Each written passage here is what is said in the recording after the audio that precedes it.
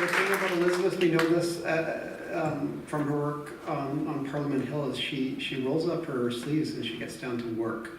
And I think that's what she'd like to do right now. So without further ado, Elizabeth May.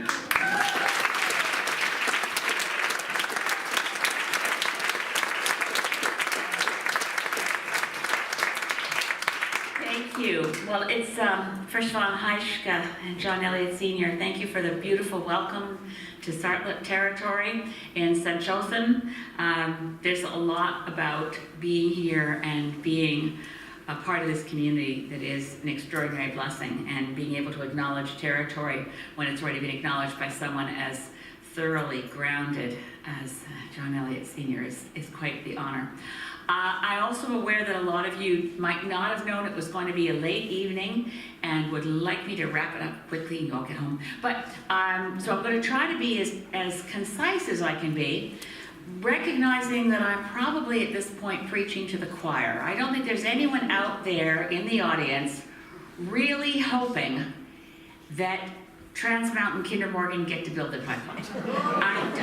If you're out there and you're not convinced, but anyway, I think, Misty, thank you for your presentation. The plight of the southern resident killer whale population is very clear. What I wanted to do, I suppose, because I do come here from working for you in Parliament, is try to add a bit of what I experienced. And certainly Chris is right, I do try to roll up my sleeves. I think I may be the only person who actually printed out Kinder Morgan's environmental impact statement and dealt with it physically. Printed out, it was, what was it when I printed it out? They'd said it was 16,000 pages, but there was so much redundancy that when I printed it out, I think it was over 20,000 pages. And then I sorted it. And then I took out all the redundant bits, which was pretty much most of it. The useless bits, I mean, they really, this is the strategy these days for environmental reviews, is, and I was also accepted as an intervener, like Raincoast, so I was an intervener in the Kinder Morgan process, and I dug in. But the strategy of these really, really, really long impact statements, and it is a strategy, is to intimidate the average citizen by the sheer weight of the presentation without regard to the value of the presentation. So thousands of pages of the Kinder Morgan proposal were descriptions of our current environment, of the whole pipeline route, the economy along the whole pipeline route, the current state of ecosystems from Alberta through to the terminus at Burnaby, and then descriptions of our ecosystem. The smallest piece, I have to say, well, I mean, they investigated threats. They spent more time on the threats that were frankly remote, unlikely, and trivial than they spent on the ones we're worried about. For instance, who would have imagined that Kinder Morgan's pages of evidence would include a section that was actually longer than the section on the threat of spills, on the potential of pipeline workers blundering into poultry farms and thus inadvertently spreading bird flu. That's a real life example from the Kinder Morgan presentation. My favorite line from the whole thing was, quote unquote, milk cows are curious. So they anthropomorphized the life of a milk cow, and they decided that the construction would become interesting, with the potential of being so interesting that our friendly dairy cows might, reduce lactation activity due to fascination with construction workers. I don't know what they think cows think about, but they tried. I'm not kidding. And they concluded that while milk cows are curious, they'd get used to the construction and this would cause no long-term impact, a negative impact on our access to fresh milk. But what they didn't do at all was study what happens well, I can't say they didn't do it at all. I'll tell you exactly what they did, because this is obviously new to you, so I might as well share it because it's so absurd and outrageous that I'm still seething.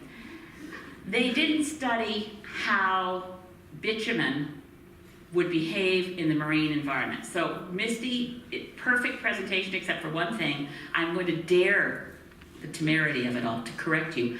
They are not transporting oil through this. There is no intention to transport oil because the product they want to ship is a pre-crude material called bitumen, which is a solid. It will not flow through a pipeline. They have to ship into northern Alberta a toxic fossil fuel condensate that they call diluent, which is just a term that means stuff you dilute other stuff with. It has no chemical definition. In fact, it can vary dramatically depending on who's doing the diluting, and they add more diluent in winter, for instance, because the colder it is, the more stuff you need to dilute other stuff with. You actually have to put in the mixture. So bitumen mixed with diluent is the substance they plan to ship, and bitumen mixed with diluent is not oil. It's not even synthetic crude. It is a mixture for the sole purpose of transporting something solid. So the one thing Kinder Morgan did was in a one-time only 10-day period in Gainford, Alberta, they took a big tank of fresh water and added salt and stirred and said, this is just like Burrard Inlet. Now, they did this in the summer, and the temperatures in that water got rather high, way above the parameters they had in mind. I'm going on memory here. I think it went above 20 degrees in the tank of water mixed with salt. They said that's like Burrard Inlet in the summer. And then they poured in bitumen mixed with diluent, and they said it acted just like crude. They could clean it up just fine. Now, this contradicts all the evidence of anybody else who's ever studied how bitumen and diluent behave in the marine environment, including the Department of Fisheries and Oceans, including the Bedford Institute of Technology, Oceanography rather, in Halifax, which did a study which did something dramatic and radical in scientific investigation to find out how bitumen and diluent might react in the ocean. Those diabolical scientists in Halifax used ocean water. Actual cold ocean water filled with the kinds of things that are in ocean water, like sediment and seaweed. And they found that bitumen mixed with diluent, the bitumen will form oil balls and sink. It does not skim off the surface of the water with booms. So the conclusion of the Royal Society of Canada, Canada's leading premier science body, is that bitumen and diluent can't be cleaned up in the marine environment. Now, we know that that's true for freshwater environments because Enbridge conducted a real-life experiment without knowing they were doing it by pumping. They did pump bitumen mixed with diluent through a broken pipeline into the Kalamazoo River. I say they pumped it because the amount of bitumen mixed with diluent that could spill when the pipeline burst was much less than what they pumped through it. When there was a shift change and the new bunch of workers showed up in the Enbridge control room, where all the bells and whistles we always hear about had worked. By the way, I read the U.S. Department of Transportation report on the Enbridge spill in the Kalamazoo River, one describing Enbridge's culture of negligence. And the press release from the U.S. regulatory authorities referred to Enbridge as having a Keystone Cops operation. This isn't the stuff we hear about much in Canada because Enbridge and Kinder Morgan are invariably presented in our media as though they are conscientious corporate citizens who have so many bells and whistles that nothing can possibly go wrong. It was instructive to read that in Enbridge's control room as the pipeline burst and all of the bells and whistles went off, alarms went off. They had one alarm that rang for 5 full minutes while the technicians inside the Enbridge control room tried to figure out how to shut it off. The control room operated just the way you or I would react if we had a piece of toast stuck in our toaster and our fire alarm was going off. They were shutting off the alarms because they didn't believe there was anything wrong, because they'd just been doing some pressure testing on the pipeline, and they figured all these alarms were going off by accident. They couldn't believe there actually was any oil spilling, so bitumen and diluent. So when the next shift showed up, the departing shift didn't even say, oh, by the way, you might want to check. We had a lot of alarms going off. Anyway, we know that the Kalamazoo River 6 years later has still not been cleaned up because we can't clean up bitumen mixed with diluent. Now this is a central finding of the review, but the National Energy Board didn't buy it. The National Energy Board accepted the report based on the one time only, non-peer-reviewed, non-published finding from a 10-day period in Gainford, Alberta. That's all they had. That's all their evidence that bitumen mixed with diluent can be cleaned up at all. And the National Energy Board didn't accept the findings from Canada's premier scientific academy, the Royal Society of Canada, because the Royal Society study was finished so late in the process that the National Energy Board felt it would be unfair to Kinder Morgan to accept this evidence late in the process. Now, as an intervener in this process, I experienced the most egregious unfairness in terms of procedural rules of fairness. I don't know how many of you know, I used to practice law. I used to appear before the National Energy Board. My first time appearing before the National Energy Board as counsel was in 1981. It was a quasi-judicial body, quite like a court. It was the room was full of people, point A. Lawyers were able to ask questions. I was able to cross-examine the witnesses for the New Brunswick Power Corp. I was actually representing citizens who didn't want Point Lepreau, a nuclear reactor, to be allowed to export power to the US without checking on the potential negative impacts on the environment in New Brunswick of having a nuclear reactor. Well, that's another long story. But I know what the National Energy Board is supposed to be like. And it's not supposed to be like the kangaroo court gong show that we got.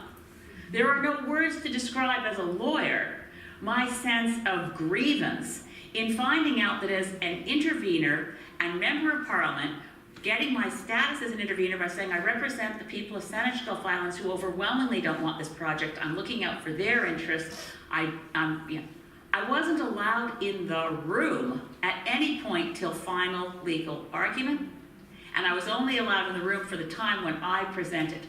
They had a 4-day period of final argument taking place in Burnaby, and I wanted to go to the presentation by Greg McDade, who's an old friend of mine who was representing the city of Burnaby. I thought it'd be good to see what Greg does on his final argument. Well, no, because one intervener is only allowed to bring one person with them into the room, and the mayor of Burnaby kind of wanted to be that person, and so I couldn't get in the room at all until it was my time to present my final argument. I remain enraged by how bad the process was, but I also can't believe that at the end of that process, the National Energy Board was able to recommend this should go ahead. Because it was so closed down, I think a lot of media missed some key moments. One of the key moments was that Unifor, the largest union representing oil sands workers, also intervened in this process against the pipeline. They intervened in the process opposing the pipeline because they said it's going to cost Canadian jobs. Particularly, there used to be 4 refineries in Burnaby. When Kinder Morgan built its first pipeline, it was to bring crude, not bitumen mixed with diluent, to Burnaby for refineries there for, refining. Gas, diesel, and propane and all the products you can get from a refinery. There's now only one refinery left in Burnaby, and it's the Chevron refinery. And it has already shut down its operations, not completely, it's cut them by 1/3. It's laid off 1/3 of its workers. It's cut production by 1/3. And why? Because Kinder Morgan has been shipping bitumen mixed with diluent for the last number of years, probably only the last less than 10 years, because bitumen mixed with diluent is rather a new thing to ship. And the Chevron refinery can't process bitumen mixed with diluent. Bitumen needs to be upgraded first to be considered a crude, and then refineries can refine it. So we're trying to ship out of Canada a solid product that is in a pre-crude state to refineries in other countries, where the first thing the refineries in other countries will have to do is pull out the diluent, because it's not a upgraded product that you need for refining. You actually have to get the diluent out of there before you can refine the solid bitumen. I mention all this just to say that this entire process was so bogus, and I get so angry about it because I get some people saying, why can't you just accept that there was a thorough review, and they came to a conclusion based on the evidence. The National Energy Board refused to accept the evidence of Unifor because the National Energy Board said jobs and the economy are not in our mandate. So here's the larger truth of the bogus process we just went through. No one objectively has assessed whether the Kinder Morgan pipeline is in Canada's economic interest. Nobody has assessed whether it will cost more jobs than it creates. There's been no economic review. So we're left with, for my poor friend Justin Trudeau and all of his promises of evidence-based decision-making, of respect for First Nations and Indigenous concerns, and all the promises that were made, you end up with a government where the evidence that this project will be good for the environment comes down to people like us that are against it. They have absolutely no evidence that this product of bitumen being shipped out raw is good for Canada's economy. And on the contrary, the National Energy Board refused to look at Unifor's evidence. So when I look at all this, and I look at world-class response times, remember that? We're going to have world-class. Where on earth are the media in this country to ask the obvious questions? Who cares how fast the hypothetical ships might hypothetically get there? The best scientists in Canada have told them no one knows how to clean up bitumen mixed with diluent if it spills.